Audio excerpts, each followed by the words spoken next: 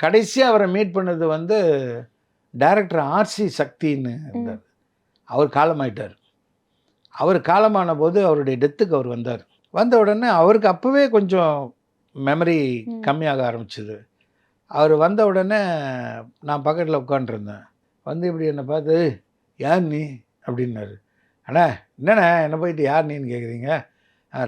ராஜியா சாரிடா, என்னடா இது எப்படிடா நடந்ததுன்ட்டு அவரை பற்றியெல்லாம் கேட்டுன்னு இருந்தார். எல்லாம் பேசி முடிச்சுட்டு அந்த நேரம் பார்த்து யாரோ ஒரு ஆர்டிஸ்ட் வந்தாங்க. அவங்க வந்து வணக்கம் பண்ணாங்க.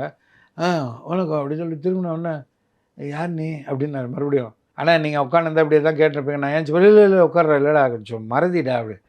அதெல்லாம் அவர் சொல்லும்போது அந்த ஜீரணிக்கிற சக்தி எனக்கு இல்லை.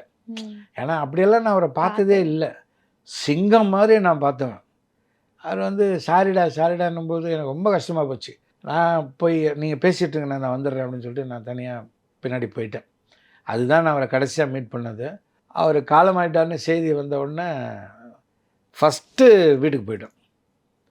வீட்டுக்கு போய் மேயாட் ஹாஸ்பிட்டல்லேருந்து பாடி வந்தது. அது தாங்க முடியல அவர் பார்க்குறதுக்கு. போய் மலை வச்சுட்டு வணக்கம் பண்ணிட்டு வந்துட்டோம்.